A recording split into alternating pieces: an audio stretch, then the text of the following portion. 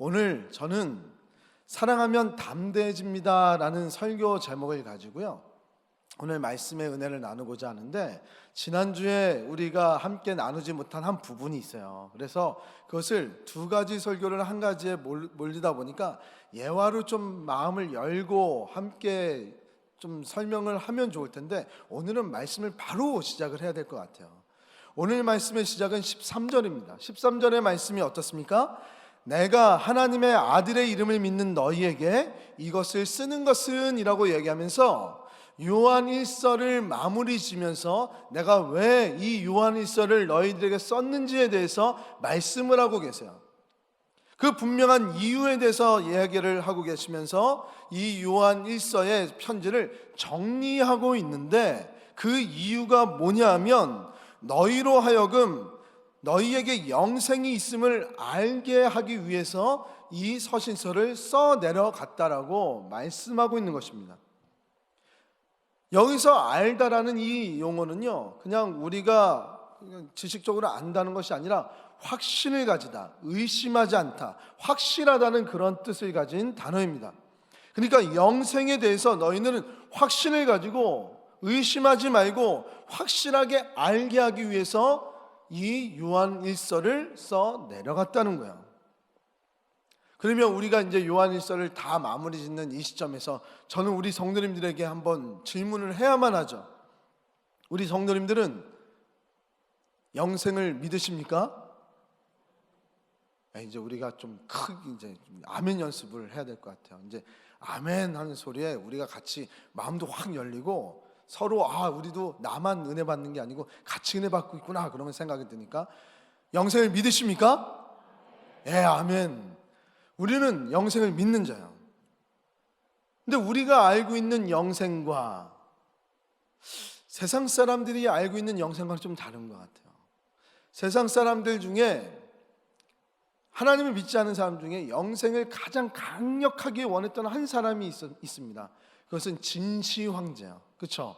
가장 많이 알려진 불로장생의 꿈을 꾸면서 자신이 일어났던 이 대업의 문화를 계속 영위하고 싶어 했던 한 사람, 진시 황제. 그는 13살 때 진나라 6대 왕이 되었다고 합니다. 이 13살 때 왕이 되었는데도 불구하고 탁월한 리더십이 있었는지 겸손했는지 그건 알 수 없지만, 굉장히 그때부터 진나라가 번성을 하기 시작해요. 그래서 39살에 되었을 때 중국 최초의 천하 통일을 이룹니다.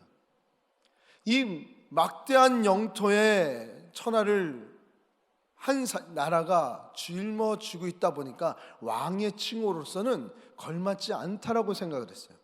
그래서 신하들에게 이제 나는 동아시아 이 지역에서 최초의 황제가 되겠다라고 얘기를 하면서 첫 번째 황제 진나라의 시황제라고, 그래서 진시황제라는 이름이 여기서 생긴 겁니다. 그래서 이 황제의 칭호를 최초로 한 사람이 진시황제예요.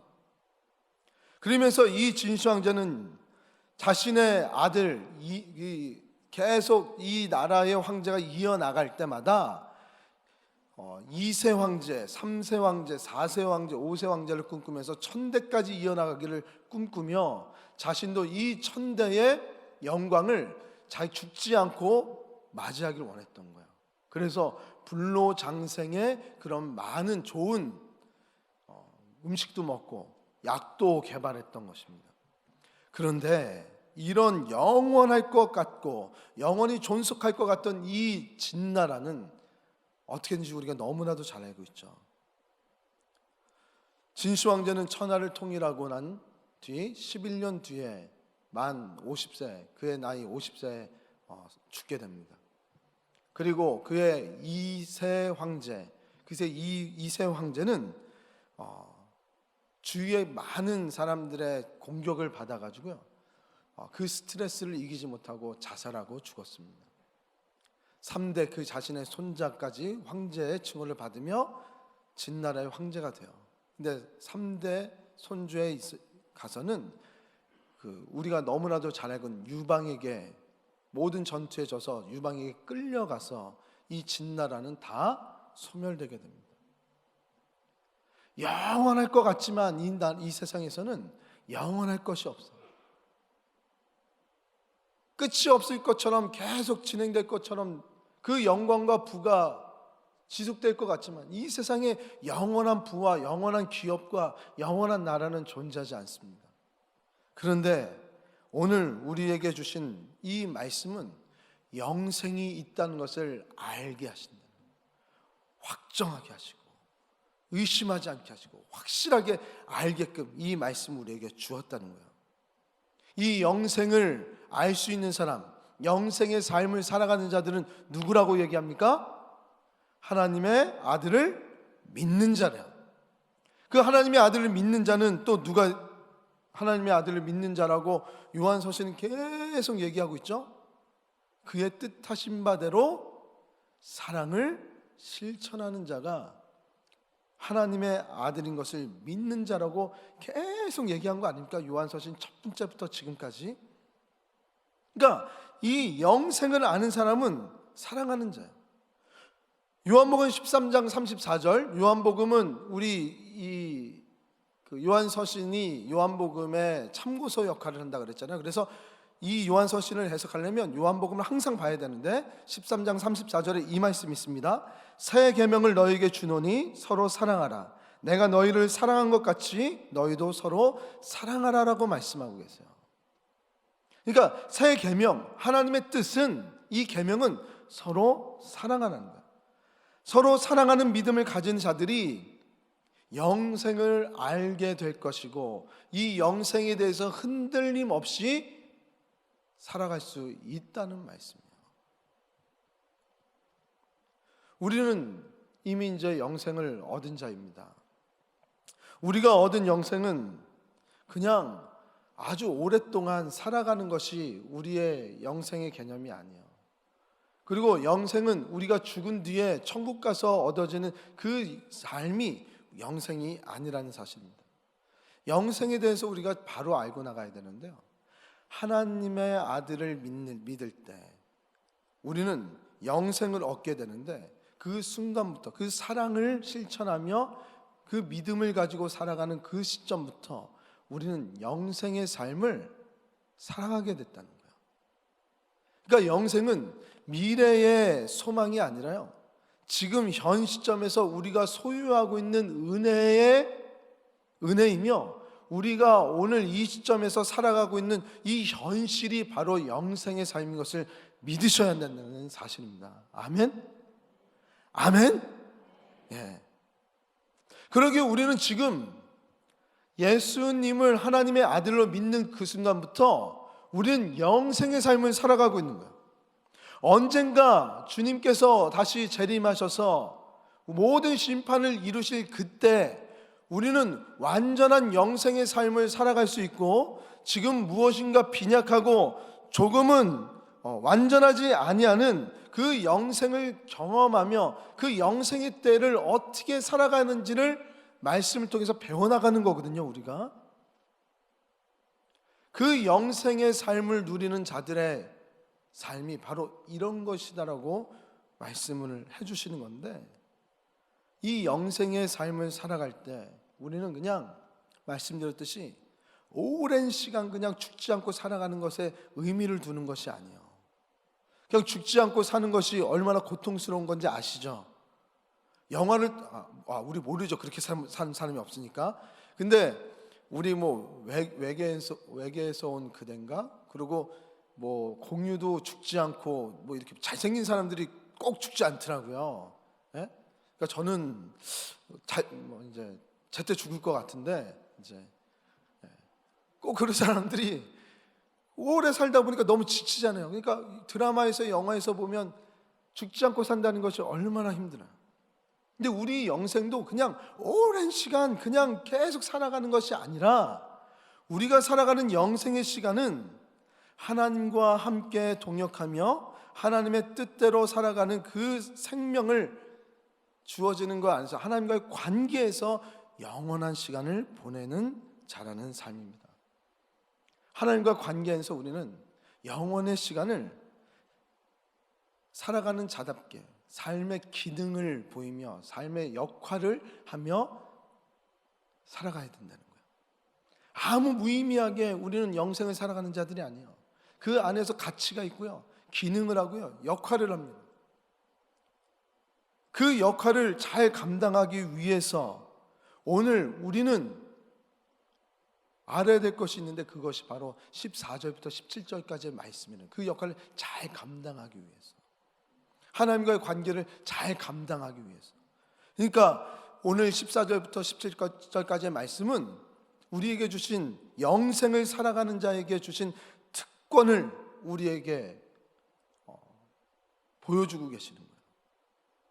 그래서 14절과 15절까지가 오늘까지의 말씀이고, 17절부터가 이제 다음 주에 제가 말씀을 드릴 건데, 14절부터 15절까지의 말씀은 기도의 원리에 대해서 설명을 해주고 계시고요, 16절부터 17절까지는 이제 이 말씀에서 기도의 예화, 어떻게 하는 것이 기도의 삶인지를 구체적으로 보여주는 것이 16절부터의 이후의 말씀이에요.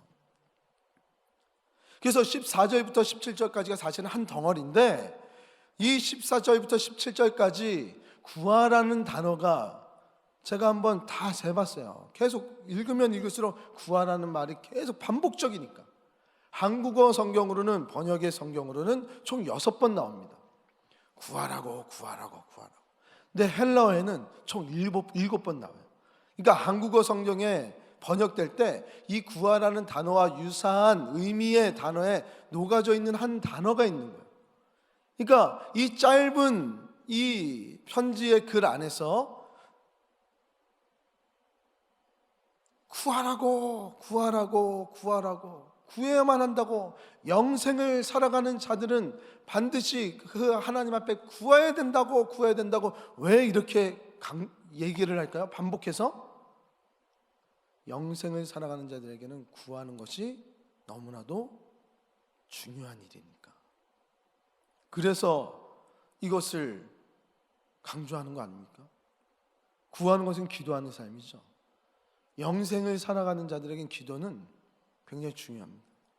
기도하지 않는다는 것은 그냥 우리가 특권을 숨기고 내가 한 가지 무기를, 하나 아이템을 쓰지 않고 살아가는 거야, 그렇게 생각하는 게 아니고요, 우리는 이 특권을 사용하지 않으면 영생의 삶을 살아가는 자답게 그 능력을 펼칠 수가 없게 되다 보니까 하나님과의 관계에서 선한 영향력을 끼치지 못하고, 그 선한 영향력들을 끼치지 못하면 어떻게 됩니까?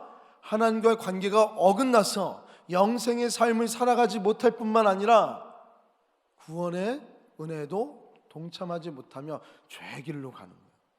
그래서 항상 이스라엘 백성들은 하나님이 구원해 주셨음에도 불구하고 그 구원의 은혜를 잠깐 누리다 보면 이 하나님께 구하고 찾는 이 일들이 뜸해지면서 나의 힘으로 살아갈 수 있다라고 생각을 하면서 죄의 길로, 타락의 길로, 하나님과의 단절의 길로 나간다는 사실입니다. 그래서 기도는 신자의 특권이면서 신자의 의무인 것입니다. 아멘. 그래서 오늘 14절 15절 기도는 뭐냐, 도대체 그 원리를 설명했다 그랬잖아요. 그래서 저는 오늘 14절을 중심으로 말씀을 나눌 텐데요, 14절 말씀에 그를 향하여 우리가 가진 바 담대함이 이것이니 그의 뜻대로 무엇을 구하면 들으심이라 라고 말씀하고 계세요. 오늘 말씀에서 구하는 것에 단서를 답니다. 그 단서가 무엇입니까? 그를 향하여 구해야 되는 거예요. 예수님은 그 방향성의, 기도의 방향성에 대해서 굉장히 강조를 많이 하십니다. 예수님이 제자들에게 너희는 이렇게 기도하라 라고 하면서 주기도문을 우리에게 가르쳐 주셨죠. 처음에 우리 어떻게 합니까? 하늘에 계신 우리 아버지요. 우리의 방향성이 분명합니다. 하늘에 계신 우리의 아버지, 그리고 그를 향하여, 그는 누구십니까? 하나님의 아들 예수님. 하나님과 그의 아들을 향하여 기도를 하는 것이 우리는 기도라는 사실입니다. 여기서 우리가 한 가지 숨은 교훈을 얻을 수 있는데요, 이 방향성이 하나님과 하나님의 아들에게 향했다는 것은 무엇입니까? 이 기도는 하나님과 그의 아들, 그리고 나의 관계의 형성이라는 거예요. 그 안에 들어가는 거예요. 그를 향하여라는 이 단어가 그의 안에라는 단어의 의미도 있어요. 헬라어에는 그의 안에 들어가서 기도하라는, 구하라는, 그 안에서 구하라는, 그 울타리에서. 그러니까 하나님과의 관계인데, 하나님은, 예수님은 우리를 어떤 관계로 맺으셨냐면 하나님과 우리는 가족의 관계로 딱 잡아주셨어요. 5장 1절에 이런 말씀이 있었습니다. 예수께서 그리스도이심을 믿는 자마다 하나님께로부터 난 자니 또한 낳으신 이를 사랑하는 자마다 그에게서 난 자를 사랑하느니라. 그러니까 예수님이 그리스도이심을 믿는 자마다 하나님께서 낳아졌다라고 해요. 그러니까 가족이 된 거야. 아버지가 된 거야. 그리고 계속 사랑을 강조하다 보니까 또한 낳은 이를 사랑하는 자마다 그에게서 난 모든 자들, 우린 하나님과의 가족이 됐고, 우리 하나님을 믿는 자들은 다 하나님의 영가족, 우리 영적 가족이 됐다는 말씀을 오늘 계속하고 있는 거잖아요. 그래서 기도는 하나님과, 하나님의 아들과 나와의 가족으로서의 관계를 유지하는데 필수적이라는 거예요. 필수적이라는 거예요. 하나님 아버지 앞에 나가서, 그 면전에 나가서 우리가 구하고 싶은 모든 것들을 다 구하면 하나님이 구하게 하시는 특권을 우리에게 주신다는 말씀이 오늘 말씀입니다. 우리는 이 땅에서 아버지 하면 왜곡된 많은 모습들이 떠올려지게 됩니다. 아무리 인자한 우리 아버지를 지니신 분들도 아버지들한테 모든 것을 다 구할 때마다 다 줄 수 있는 아버지는 없습니다. 해주고 싶어도 해줄 수 있는 물리적인 그런 영향력이 안 될 때도 있고요. 아니면 아직 때가 아니라고 생각할 때도 있고요. 아니면 우리가 알고 있는 아버지는 너무나도 엄하고 나에 대한 왜곡에 대한 아버지는 왜곡이 많으니까 구하지도 못하고 마음을 꿍꿍거리면서 이야기도 못하는 우리 아들들도 많이 있을 줄 압니다. 하지만 우리의 참된 하나님은 이런 왜곡된 하나님이 아니라는 거예요. 무엇이든지 구하는 그 뜻대로 다 응답해 주신다는 하나님. 이 말씀이 제 얘기가 아니고요, 요한 사도가 14절에서 얘기하는 거예요. 저는 이 얘기를 잘 풀어나간 이 요한 사도의 말씀을 두 가지 단어로 우리 성도님들에게 설명하고 말씀을 마치려고 그래요.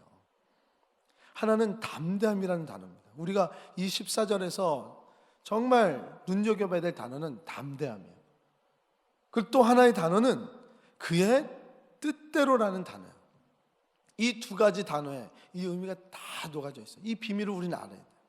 담대함 그러면 우리는 벌써 나왔네요. 헬라어로 파레시아라는 단어인데 말할 수 있는 자유라는 거예요.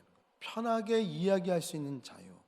마음의 꺼리낌이 전혀 없고 그냥 아주 편한 대화를 유지할 수 있는 그런 자유가 담대함이라는 것입니다. 우리가 담대한다는 얘기할 때 무엇입니까? 어깨 탁 힘주고 나를 무시하지 못하게 딱 만들어 놓고 좀 동등한, 깔아보진 않더라도 동등한 자리에서 같이 이야기할 수 있는 힘을 우린 담대함으로 느끼고 있는데 아니라는 거예요. 우리가 가져야 되는 담대함은요, 하나님 앞에 온전히 나가서 자유롭게 얘기할 수 있는 것이 담대하다는 거예요. 아버지에게 나에게 무엇인가를 다 주고자 항상 열려있는 마음으로, 그 긍휼하신 마음으로 기다리고 계시는 하나님 앞에 자유롭게 나가서 아무 꺼리낌 없이 편한 대화를 주고받을 수 있는 그것이 담대함이라는 거예요.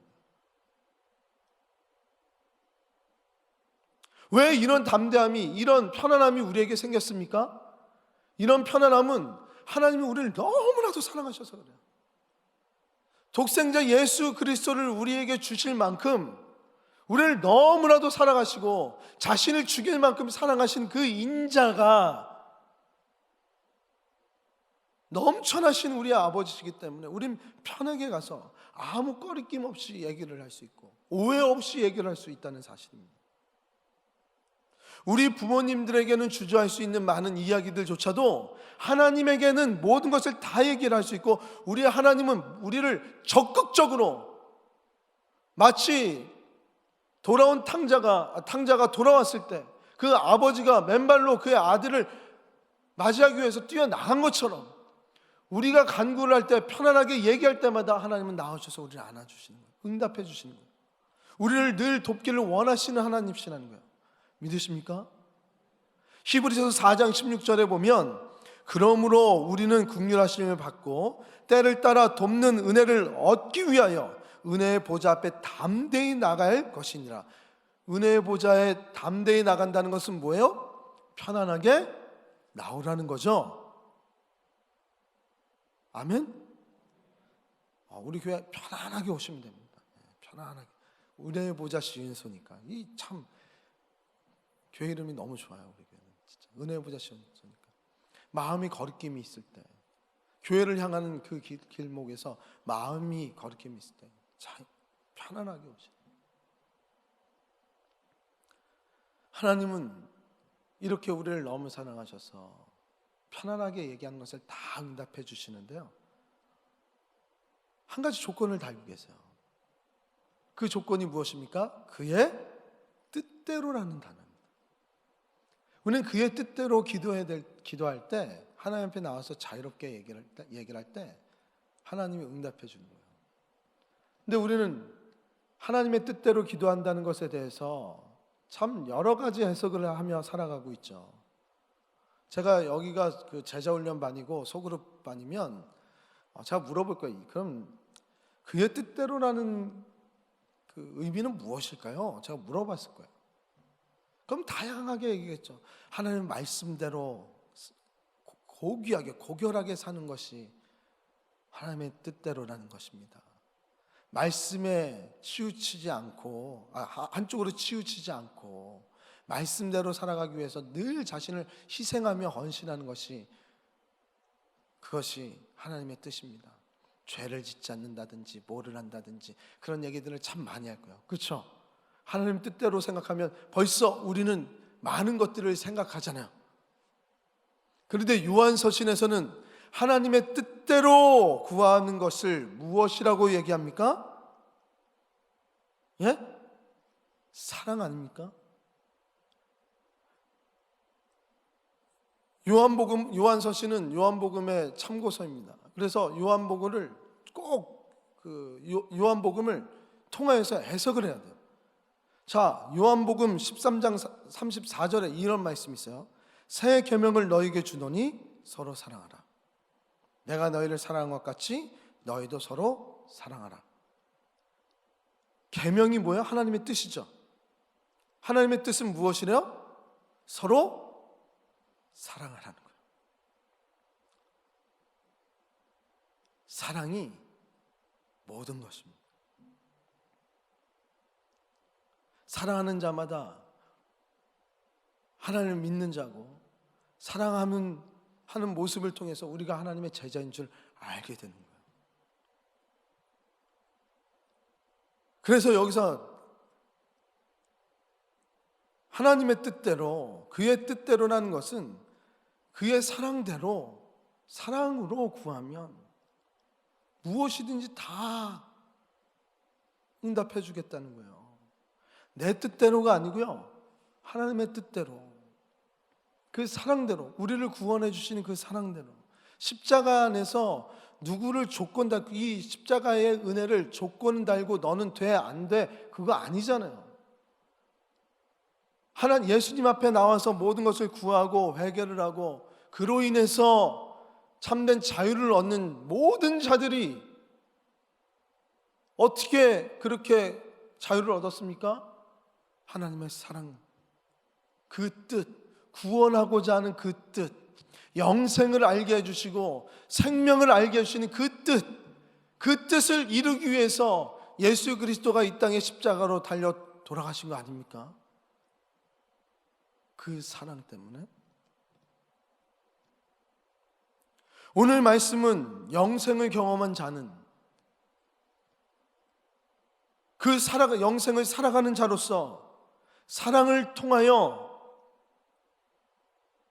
사람을 살리는 역할을 영원토록 하는 그런 삶을 살아가는 자라고 말씀하고 계시는 것이고, 사람을 살리는 역할을 하기 위해서 우리는 하나님과 떨어짐이 없이 늘 관계를 유지하며 하나님 앞에 사랑으로 간구할 때 그 영생의 삶의 역할을 감당할 수 있는 능력을 허락해 준다는 것이 오늘 말씀의 비밀이라는 사실입니다. 아멘. 나의 뜻대로가 아니요, 내 사사로운 나의 기도의 제목을 응답해 주셔서 물론 그와 함께 가는 거죠. 왜? 하나님은 우리를 또한 사랑하시니까. 사랑을 가지고 기도를 하면, 하나님을 사랑하는 마음을 가지고 기도하면 우리의 사사로운 기도의 제목에도, 간절한 기도의 제목에도 응답이 있으시죠. 하지만 이 기도를 하는 것이 온전한 그리스도인이라고 얘기 안 하고 있잖아요. 형제를 사랑하는 것이 마땅하다라고 말씀한 거 아닙니까? 그 형제를 사랑하는 기도도 또한 사랑을 가지고 기도를 한다면 우리는 모든 것에 응답을 받으며 살아갈 수 있다는 것입니다.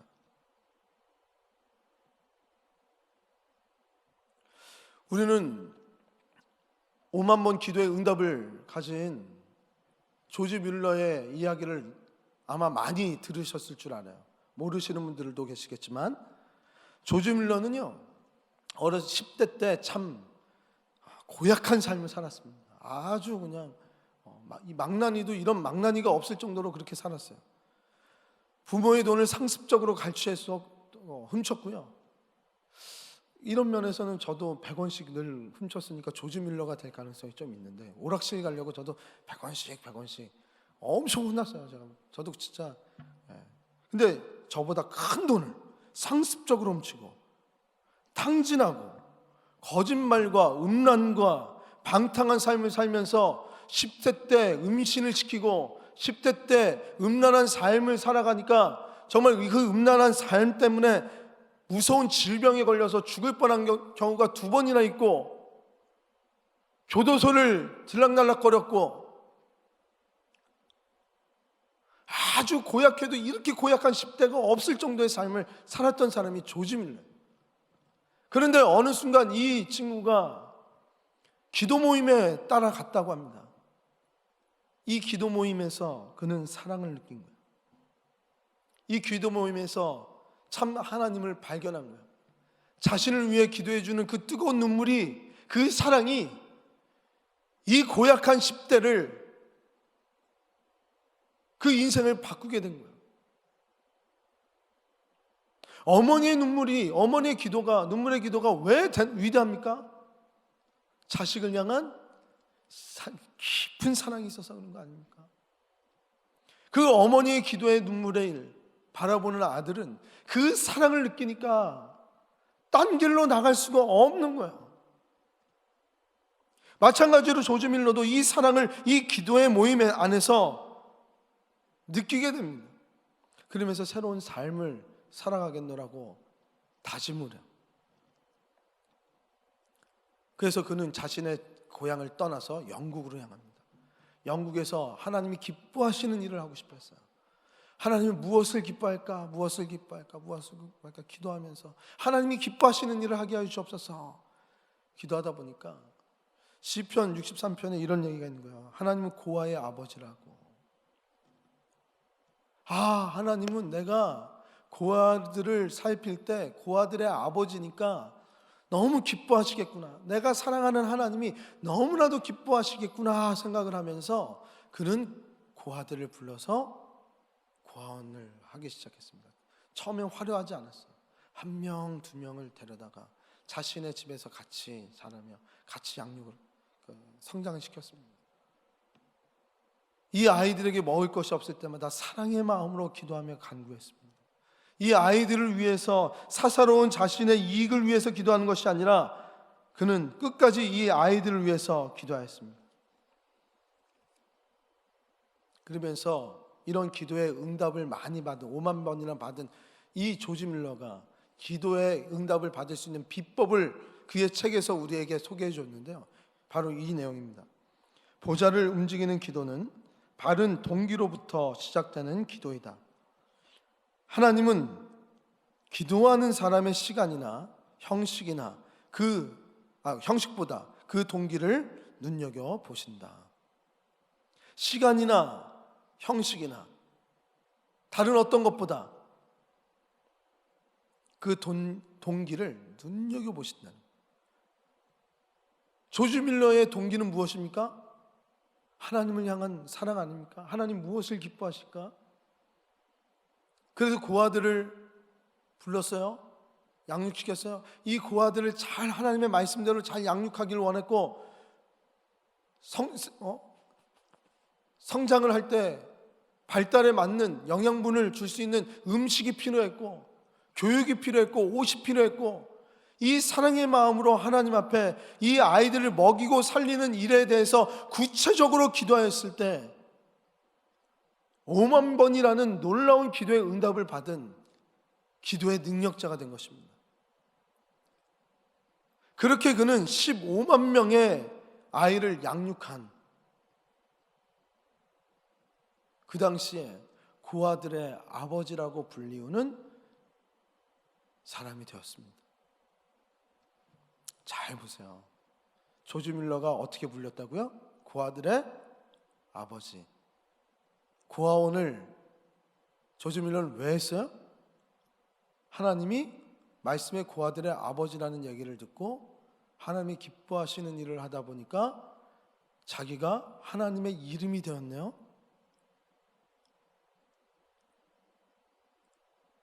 이것이 영생하는 사람의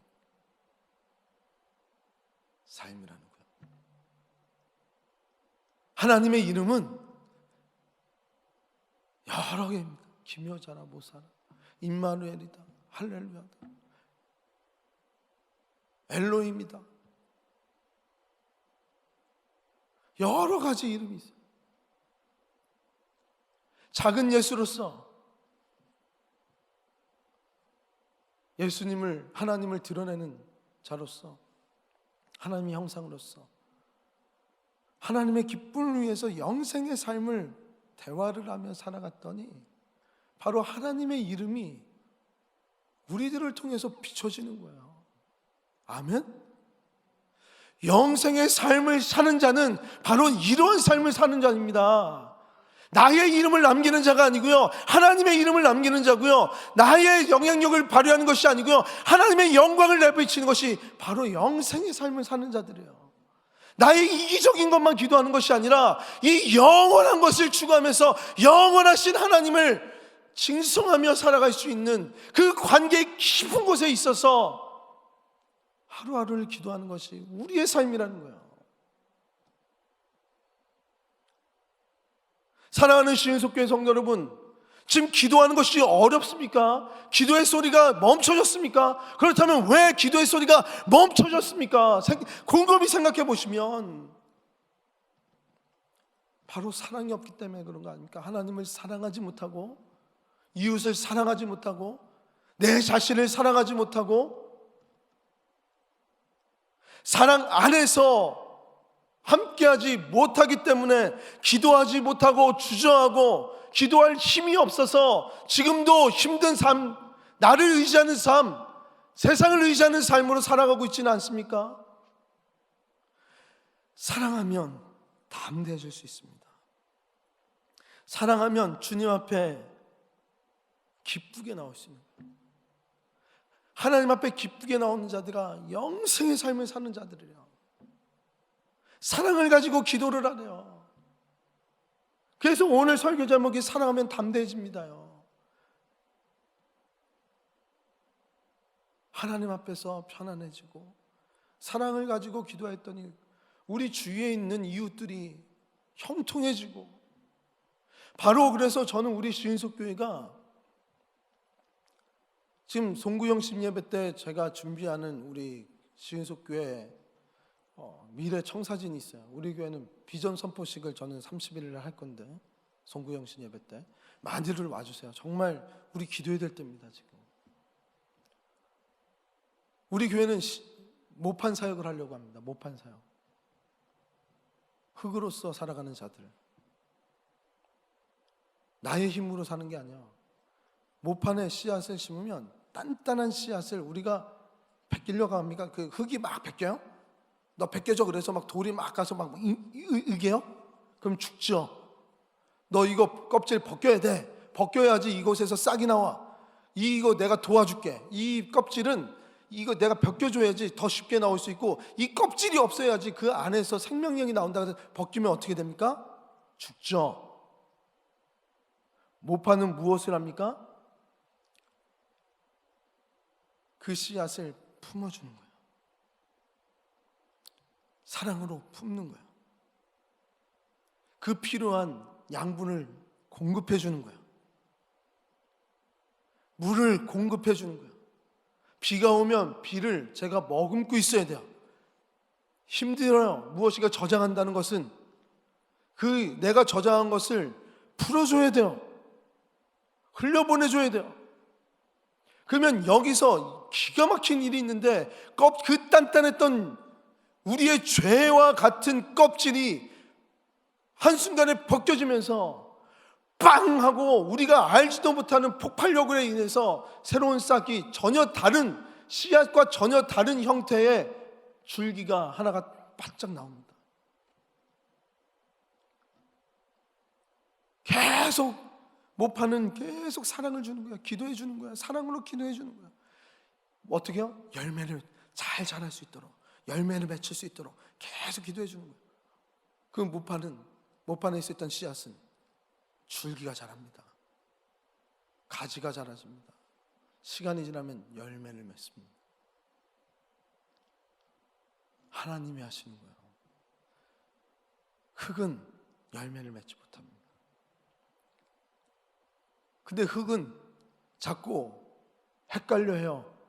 내가 열매를 맺는 줄 알고. 아니요.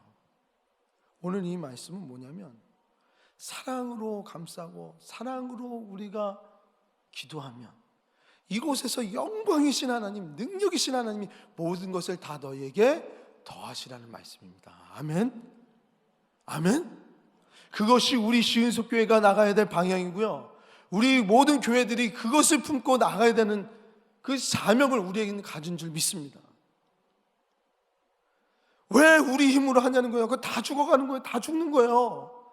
우리는 다만 기도에 있어서 사랑이 얼마나 중요한 역할을 하는지를 반드시 기억하고, 그 사랑의 실천을 위해서 담대하게 하나님 앞에 편안하게 나와서 기도하는 우리 성도님이 되어야 될 줄 믿습니다. 혼자 기도하기가 어렵죠. 그래서 우리는 새벽 기도가 있습니다. 혼자 기도하실 수 있는 분들은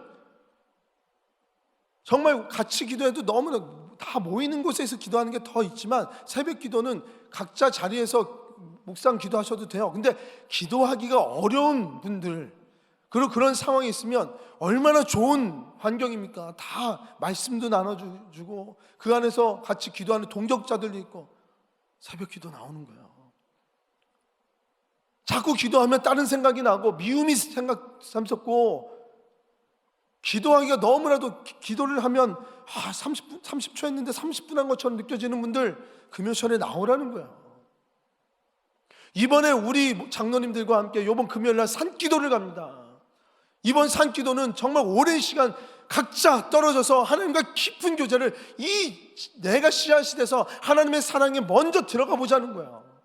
우리 교회를 위해서 이러한 교회 될 수 있도록, 사랑의 열매를 맺을 수 있는 교회 될 수 있도록 우리 장로님들이 먼저 사랑을 깨닫고 이 사랑의 대화에 깊숙이 빠져보자는 거예요. 기도하는 자리가 점점 수가 줄어듭니다. 예배는 우리가 마음의 거리낌이 없게, 마음의 자유함을 위해서라도 나와야 되는 것, 그렇게 생각하고 오시는 분들도 없기를 원하지만, 근데 금요철에는 아무 거리낌이 없어요. 안 나온다고. 기도의 삶 안 산다고 아무 거리낌이 없다는 사실입니다. 하나님과 기도하지 않으면 우린 영생의 삶을 하나님과 관계에서 온전히 이뤄낼 수가 없게 되는 겁니다. 이 사랑의 실천에, 정말 이 사랑을 실천하기 위하여 죽으신 예수님을 떠올리며 우리도 사랑으로 살아가는 자 아닙니까? 예수님의 사랑 때문에 영생을 살아가는 자답게 사랑을 실천하며 죽은 자를 살리며 먹을 것을 먹이고 성장시켜야 될 때 성장을 시켜주고 그들을 품어주며 한없이 기다리고 인내하며 눈물의 시간을 보낼 때 놀라운 하나님의 역사가 이곳에서 펼쳐질 줄 믿습니다.